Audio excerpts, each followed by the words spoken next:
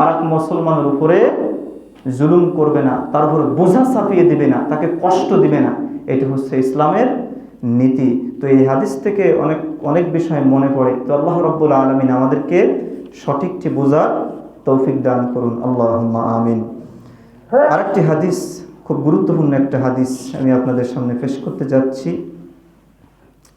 এই হাদিসটি সহিহ মুসলিমে এসেছে এবং ইবনু খুজাইমাতেও এসেছে। গুরুত্বপূর্ণ একটি হাদিস। আবু হুরায়রা রাদিয়াল্লাহু তাআলা আনহু হতে বর্ণিত,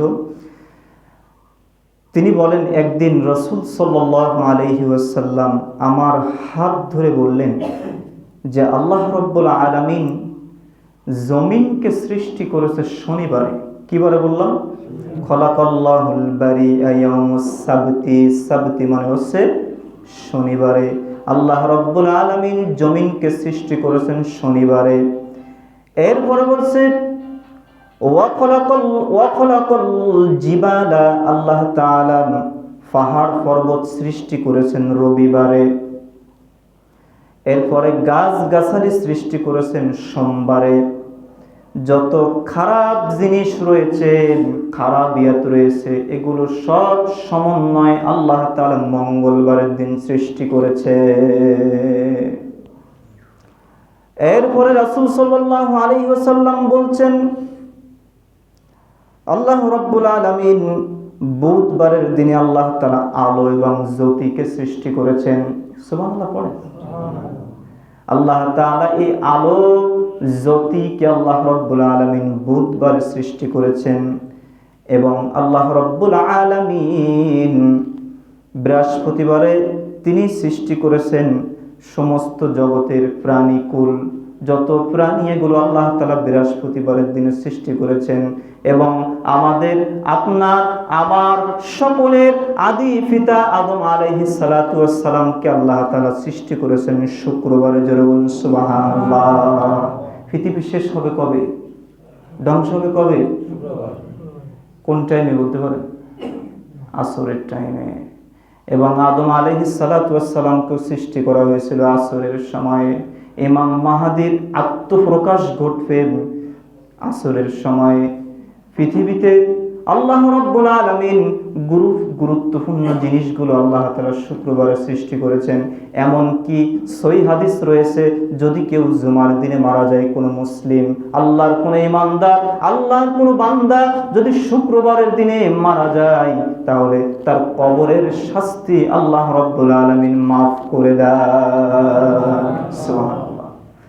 বলেননি যে রমজান মাসে মারা গেলে কবরের শাস্তি মাফ, বলেন নাই যে আশুরার দিনে মারা গেলে কবরের শাস্তি মাফ, বলেন নাই আইয়ামে বীজের দিনে মারা গেলে শাস্তি মাফ, বলেন নাই আরাফার ময়দান হজের দিনে মারা গেলে মাফ, এ কথা বলেন নাই। বলছে জুমার দিনে, শুক্রবারে আল্লাহর কোনো বান্দা বান্দি ইমানদার যদি মারা যায়, তার কবরের শাস্তি মাফ করে দেওয়া হবে। সুবহানাল্লাহ ওয়া বিহামদিহি। কত সুন্দর কথা দেখেন। তো আমরা শুক্রবারে এই দিনটাতে আমরা পৃথিবী থেকে বিদায় নিতে চাই। আল্লাহ তাআলা কবুল করুন, বল আল্লাহুম্মা আমিন। তাহলে আল্লাহ তাআলা শনিবারের দিনে সৃষ্টি করলেন কি? ভুলে গেছেন? শনিবারের দিনে সৃষ্টি করেছেন আল্লাহ কি? জমিন সৃষ্টি করেছেন, যেটাকে বলছেন ইন্নাল আরদা কুল্লাহা লিল্লাহ। এই মাটির মালিক তোমরা কেউ নও, এই মাটির মালিক আমি আল্লাহ। এই মাটি, এই জমিন সৃষ্টি করেছি আমি আল্লাহ, এই জমিনের মালিক।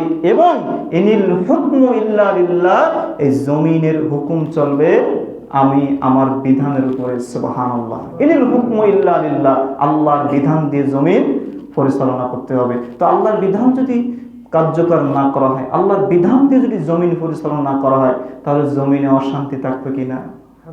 জমিনের ভিতরে আপনার সমস্ত প্রকার অনিষ্টতা থাকবে কিনা? জমিন কখনো মুক্ত হবে না। মুক্ত বাতাসে জমিন আপনার চলবে না। এখানে কি হবে? পাশ্চাত্যের শিক্ষা, আপনার পশ্চিমাদের শিক্ষা, ইহুদি খ্রিস্টানের নীতি আদর্শ, তাদের সুরত আমাদের ভিতরে প্রভাব বিস্তার করবে। ঠিক না বেঠিক? তো আল্লাহ রাব্বুল আলামিনের নবী মুহাম্মদুর রাসূলুল্লাহ সাল্লাল্লাহু আলাইহি ওয়াসাল্লাম বলেছেন যে আল্লাহ তাআলা রবিবারের দিনে আল্লাহ রাব্বুল আলামিন পাহাড় পর্বত সৃষ্টি করেছেন। ইলাল জিবাল, পাহাড় যদি পৃথিবীতে না থাকতো তাহলে পৃথিবী হেলতো, দলতো, পৃথিবী নড়তো। আল্লাহ তাআলা পাহাড় সৃষ্টি করেছেন এবং কিয়ামতের পূর্বে এই পাহাড়কে আল্লাহ তাআলা তোলার মতো উড়িয়ে ধ্বংস করে ফেলবেন। এত বড় বড় পাহাড়, কত বড় বড় পাহাড় আছে না দেশের বাইরে, কত পাহাড়। এই পাহাড়গুলো আল্লাহ এমনি এমনি সৃষ্টি করেন না। এবং আমাদের রাসূল সাল্লাল্লাহু আলাইহি ওয়াসাল্লাম ধ্যানমগ্ন থাকতেন কোন পাহাড়ে, কোন গুহায়? হিরা পর্বতে। এবং আরব দেশগুলোতে আরো বেশি পাহাড়, যত এসে যাবেন পাহাড়। এই পাহাড় আল্লাহ রাব্বুল আলামিন সৃষ্টি করেছেন। আল্লাহ তাআলা আলো জ্যোতি সৃষ্টি করেছেন। আল্লাহ রাব্বুল আলামিন পৃথিবীর প্রাণীকুল সৃষ্টি করেছেন। আল্লাহ রাব্বুল আলামিন শুক্রবারের দিনে কি করছেন? আদম আলাইহিস সালাতু ওয়াস সালামকে সৃষ্টি করেছেন। এই ক্ষমতা কার? আল্লাহ রাব্বুল আলামিনের ক্ষমতা। আল্লাহ রাব্বুল আলামিন যা ইচ্ছা তা করতে পারে, নাকি পারে না?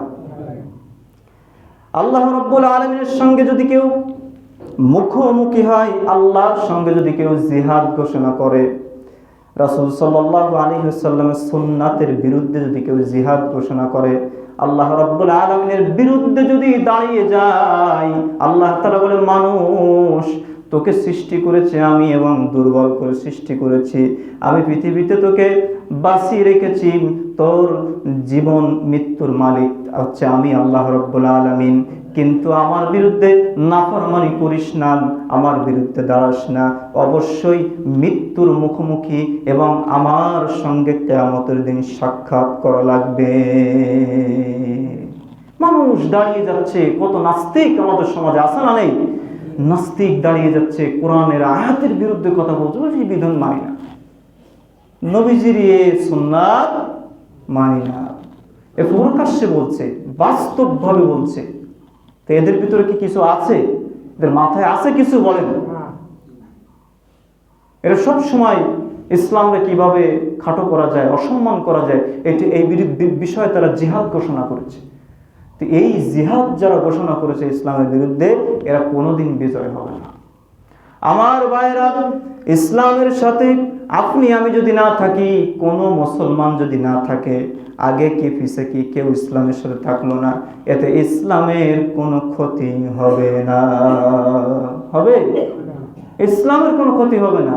ইসলামের সাথে যদি আমরা থাকি, বরং আমরা উপকৃত হব, আমরা লাভবান হব, আমরা সম্মানিত হব। আর ইসলাম থেকে যদি দূরে থাকি, ইসলামের বিরোধিতা করি, তাহলে দুনিয়াও অপদস্থ হব, আখিরাতেও কি হব? অপমানিত হব। আর কবরের শাস্তি আর জাহান্নামের শাস্তি তো অপেক্ষা করতেছে, ঠিক না ভাই? ঠিক। আমার মায়েরা, কিয়ামতের ময়দানে অনেকে আফসোস করে বলবে, আল্লাহ রাব্বুল আলামিন তুমি আমাকে আবার দুনিয়াতে পাঠায় দাও। এরকম বান্দা ওদের থাকবে না?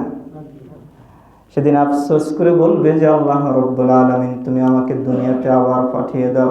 আমি আমলে সালিহ করতে চাই, নি'মাস সালিহা, আমি সালিহ করতে চাই, আমি নামাজ প্রতিষ্ঠিত করতে চাই। আমার উপরে যে বিধান ছিল, তোমার উপর থেকে যে হুকুম ছিল, এটা বাস্তবায়ন করতে চাই। রব তুমি আমাকে একটু সুযোগ করে দাও, আমি আবার দুনিয়াতে ফেরত যেতে চাই। কিন্তু আল্লাহ রাব্বুল আলামিন বলবেন, আমি তোমাকে মুসলিম বানিয়েছিলাম, নবী পাঠিয়েছিলাম, কোরআন দিয়েছিলাম, সুন্নাহ ছিল জমিনের উপরে, আমি আমার পথ প্রদর্শকদেরকেও পাঠিয়েছিলাম। তুমি এগুলো সব কিছু পাওয়া সত্ত্বেও তুমি কেন দিনকে সঠিকভাবে অন্বেষণ করো না? অতএব আজকে এই মুহূর্তে আমার পক্ষে তোমাকে সুযোগ দেওয়া সম্ভব নয়। আর দুনিয়ার জীবন কয়বার বলেন? একবার পেয়েছি, একবারই কাজে লাগাইতে হবে। এটা আপনি আমি কবরে প্রবেশ করার পরে যদি আল্লাহর কাছে আফসোস করতে করতে চোখের পানি দিয়ে কবরকে ভাসিয়ে ফেলি, আল্লাহ তাআলা কি তখন এই আবদার কবুল করবেন? এই কথা কি আল্লাহ তাআলা তখন মেনে নেবেন? হাসরের ময়দান তো অনেক দূরের কথা। তাহলে এটা আমাদের বুঝতে হবে। আমি প্রায় এই কথাটা বলি যে আমরা পৃথিবীতে এসেছি, আমরা আমাদের গোটা জীবনটাকে পরীক্ষার মধ্যে আমরা নিমজ্জিত করেছি। এই পরীক্ষার প্রশ্ন আল্লাহ তাআলা আমাদের জন্য ফাঁস করে দিয়েছেন।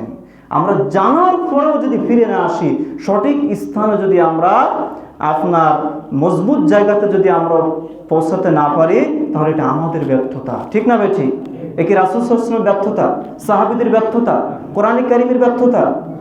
কারো ব্যর্থতা নয়, নিজের ব্যর্থতা নিজের স্বীকার করতে হবে। তো সম্মানিত ভাইয়েরা, আমাদের কি করতে হবে? নিয়ামাস সলিহা, বেশি বেশি নেক আমল করতে হবে। যত রকম নেক আমল রয়েছে, একটি শক্তিশালী আমল হলো আতইমুত তাআম, মানুষকে খাওয়াতে হবে। মানুষকে খাওয়ানো মানে ফকির মিসকিনকে খাওয়ানো নয়। ফকির ফেলে খেতে দেব, না হলে না দেব। মিসকিনকে ফেলে 2 টাকা দেব, মিসকিন না ফেলে না দেব, এইটা বলা হয়নি।